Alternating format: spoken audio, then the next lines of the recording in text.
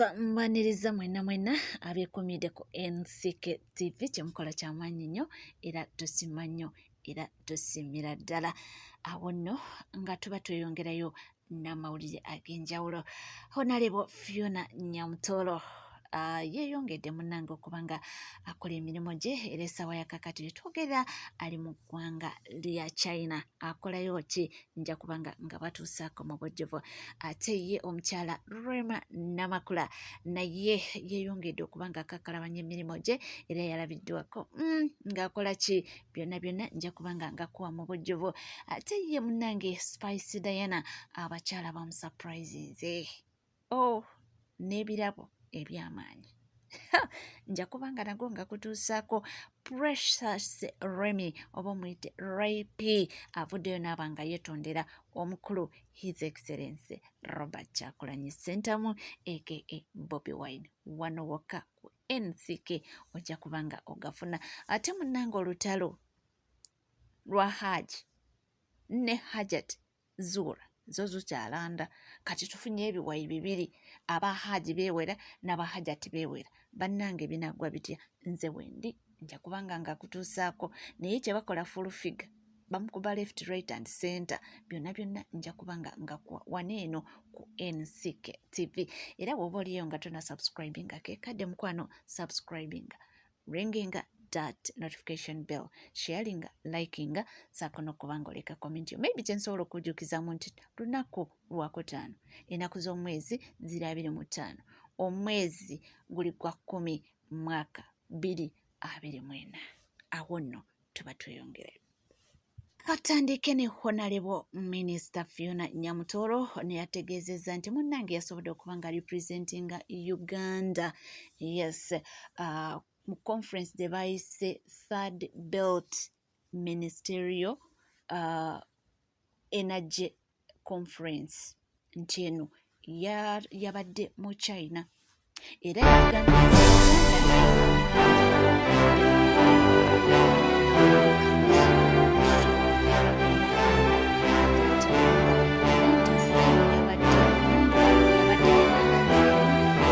Energy Development and Innovation. Yagezezzaako okuexplainingako nga tunyonyola nti naye yasobodde. Jjukira ffenna tukimanyi nti State Minister for Energy, so byonna obudde obusinga bwe baba bamudelegatinze aba agenze ku representinga mu bintu ebyo ebyaki ebya energy and mineral development. So ye bw'atyo era nga yeeyongera ddala okuba nga turepresentinga bulungi omukyalo ono. Era waba yakutte akazindaalo mukwano gwange ayogera n'otegomba nti oba oliawo amalirize. Alina oluzungu lwe lulungi, alina accent ye, ate munnange ayogera ng'amwenya. Ye mukyala Fiona Nyamutoro. Ate ye omukyala REMA Makula bulungi ng'ali ready for mikolo. Munnange ono akola n'oli akola. Amannya go gatulemeramu nti gatambulira wamu kubanga munnange batulaze ebintu bingi eby'okuyigirako. So bonna obulamu butambula. Nalabyeko lwaki mbaleese bonna, nalabyeko eyo nga bakompeyalinga nti REMA atuula akakkane nti oli ngoma nnene naye nga kyemmanyi nti ebyo byagwawo era tebiriiwo. Kyeva olaba juzi wali mwabalaba nga bonna bali wamu. Batimu erikenzo bonna bano abantu bano ffenna tuba twala kyekimu kubanga oba oyagala Kenzo olina okwagala REMA, olina okwagala Nyamutoro. Teye omukyala Spice Diana yabadde ajaguza amazaalibwa ge. Munnange bagamba nti akola ebirungi asiimwa bw'atyo abawagizi be ne beekolamu omulimu naye ne bamukubako surprise. Nno babadde bakulembeddwamu Hajati Krothumu Gumisiriza.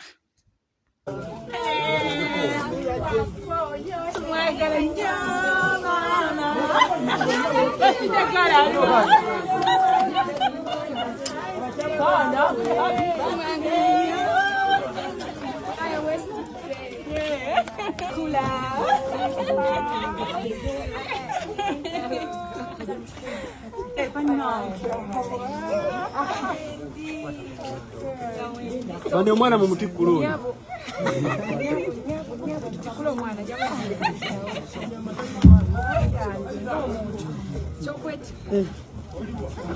Abana b'ekigoloba Spice Diana gadgets nabo musaze wanikako waggulu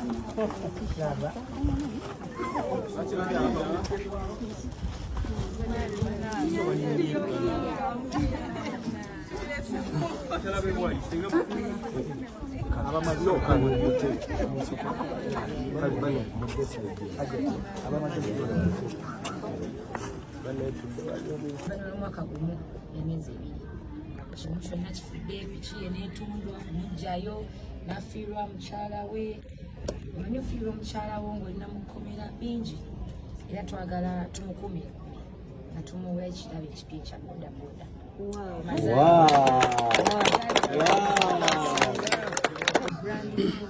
teriko looni teriko abanja teriko kutambulira bulungi nnyo ekyo nekolera sente nyingi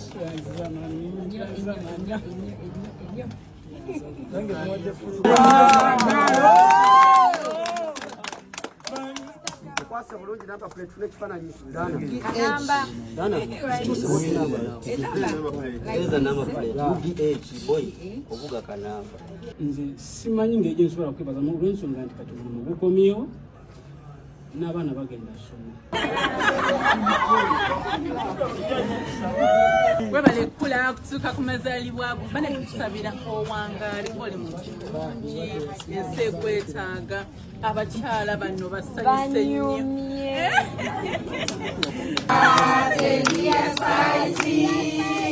Happy birthday to you, happy birthday to you, happy birthday dear Spicy. 3, 2, 1, 0.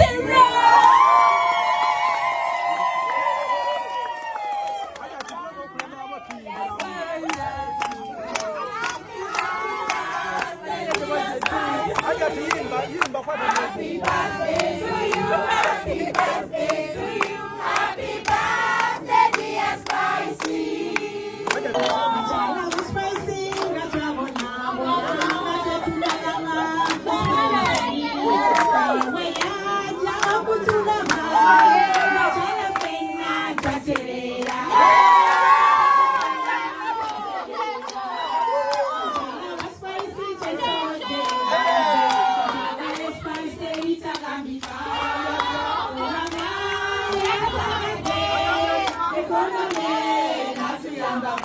Mwezi 10 Januari 2025 out muje tuwagire mwana wala Spice Diana sana una mtu hapa nataka kwini stage one life of Spice Diana na kaka katukoni non stop jangu era leko kula ivuru wa babani weka kwa stage weka kwa stage weka kwa kumakama weka kwa stage yo garanti tani ya bongo tukara weka kaima chio kumakala tani ayo na weka kwa kwa sandula watu kana asporo be mara yomba barawula kagola mpima bilanyo kampala yona nekanukusubira bidde kunjiri mara masaka site olina senga okojawo muja omulete nasuwekera okuyibira ntwala 15 emeza yawo kade usatugoka muje tuwagira omwana waffe wale Uganda bati muje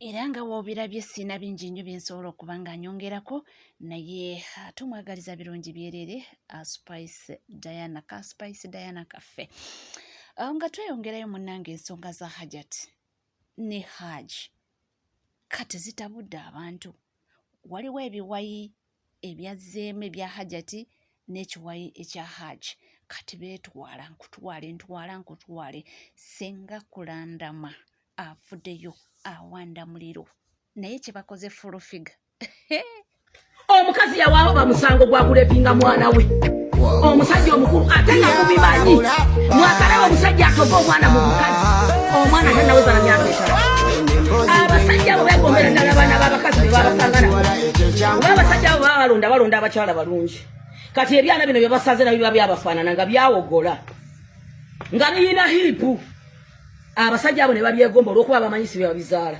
ne babyebakako batandise kujjayo kisajja kya mu ndeebe eyo mbu simanyi mbu nange yanzirwa emipiira gy'emmotoka yali mukazi wange teyakuzaalira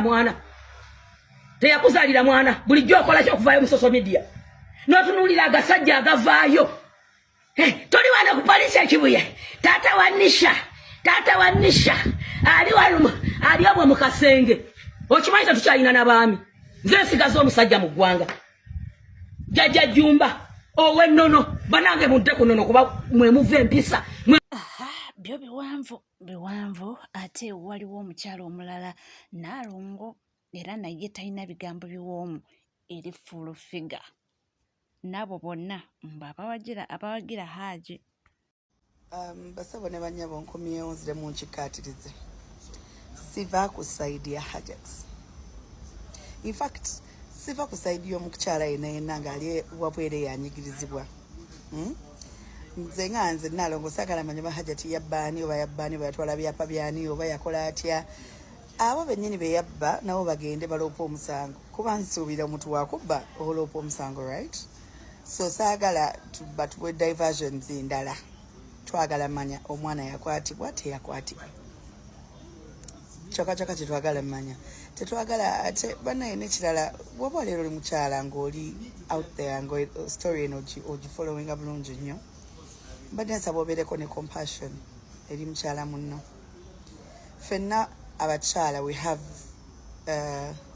should I say dark pasts kale teziri dark naye buli muntu alina omuntu eyali abaddeko mu bulamu bwe gwatali naye right now okitegeera people be in relationships nezigwawo it's not by force kati waba yafuna relationship eno ate nga lowooza afunye emirembe ate nayo nemufuukira akabasa kati mbadde nsaba tubeereko ku saidi yaje ati tusooke tumuwulize tebamuwana chance ewoza ono wagamba yabba TX ono wagamba yabba amataka tetwagala manyaje ati be yabba oba muyaye basi muyaye twagala manya omwana bamukwata oba tebamukwata so n'olwekyo nze siva ku Hajat ndi ku side ya Hajat and that's on period ebisigadde Hajat omusango gunaamusinga tuli Yetondera ensi for now ndi ku side ya Hajat era full figure naye amwanukudde simanyi temumanyi twabadde ew'ekitiibwa Nakiwala Kingi nga tuli ku mwana tuli ku basale ebbasale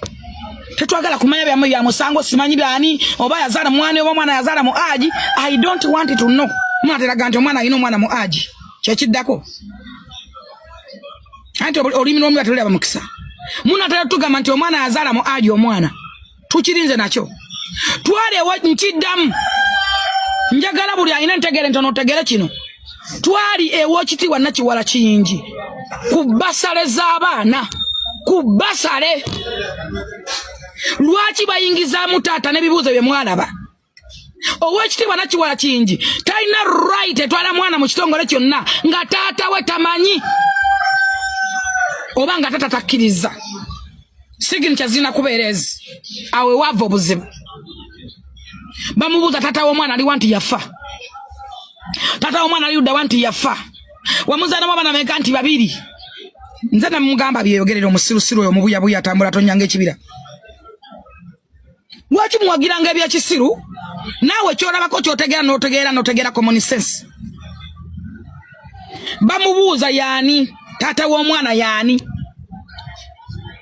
yafa tewali kisobola kutambula nga taata w'omwana taliiwo oba mulema oba mubi oba mwavu oba tunula atya oba bamuza tomanyi alina okubeerawo bw'aba yafa omusika alina okubeerawo njagala mbategeeze mwe aboogeranya ab'effula nti mumanyi nnyo abaagala okweffula nti mwogera nnyo twagenda ewa Nakiwala Honorable Nakiwala Kingi pulogulaamu nga ya mwana era nga ya mwana nga nze kinnuma n'ono omwana owa aji gwe bateeka mu kamera kuba omwana alina step mam entokyalinga gye bamutokyalinga mugiraba enyigiza gye bamuyingirizaamu gye bamugamba yogera bino mugiraba teri mukazi gwe bakwatidde mwana kino njagala munkotinge teri mukazi gwe bakwatidde mwana mubirabyeko wano mwenna mubalabyeko afuna appetite ekwata simu kulikodinga muntu owange bino biranze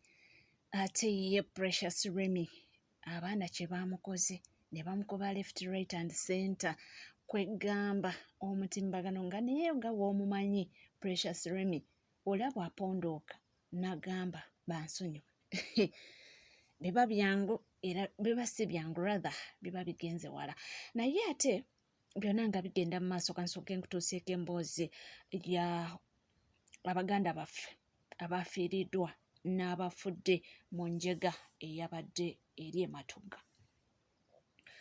Abalwadde kyategerekeseeko mbu babasindikidde akakadde kamu oba kabayambeko mu kulwaza naye wabula kino n'abafiiriddwa kino tekirabise bulungi era abantu abamu bavuddeyo kubanga bakikondeeminga. Mpulidde enyiike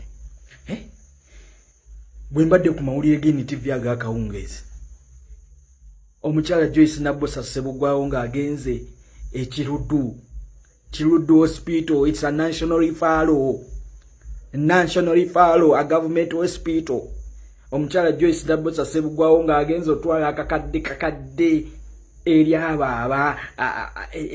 abo abakoseddwa enjega y'ekimotoka ky'amafuta mu bitundu by'Ekigogwa. Wano twogera ku balwadde abali mu intensive care unit, abali mu ICU, twogera ku balwadde ababatolinga n'omuliro.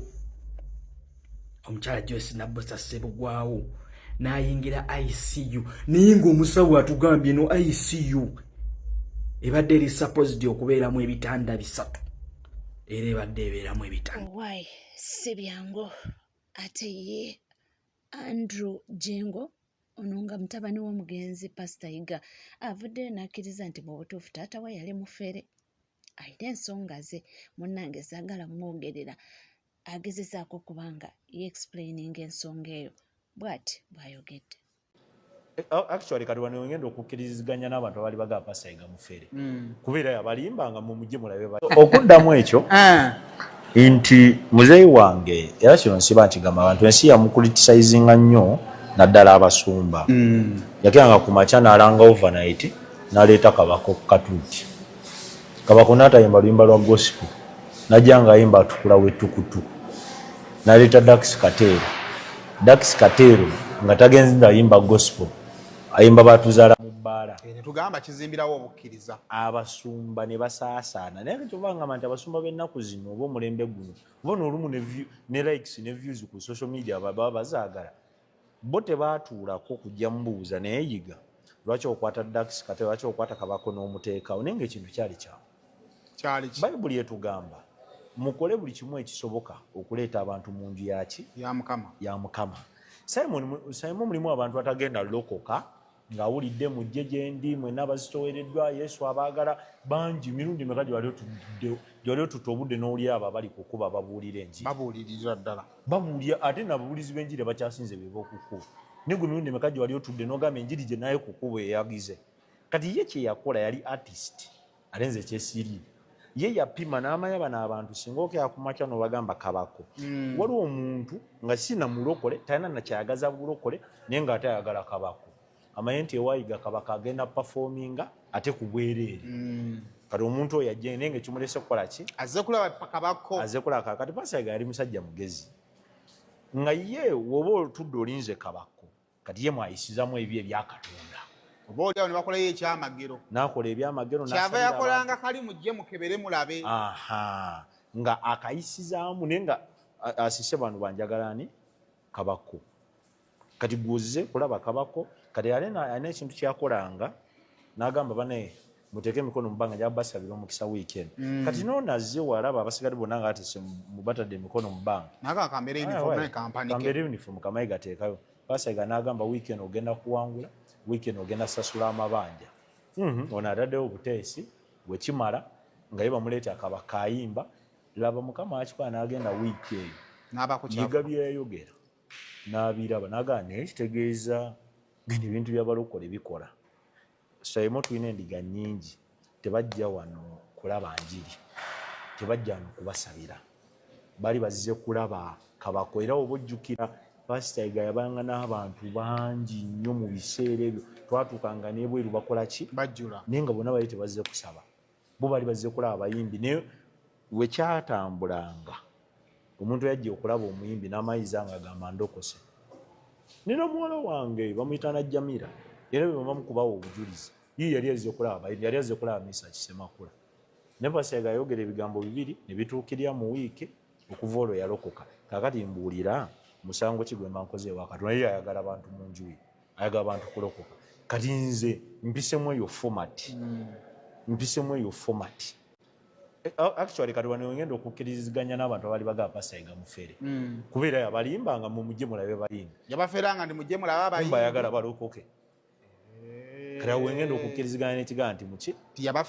Yabafera nti mujje mulaba abayimbi nga ye ayagala balokoke. Kyekyo tuli ku NCK TV. Mukwana wabanga tuna subscribinga kekadde subscribinga ringinga that notification bell sharinga likinga tujja kubanga tukomona amala mangi nnyo tova.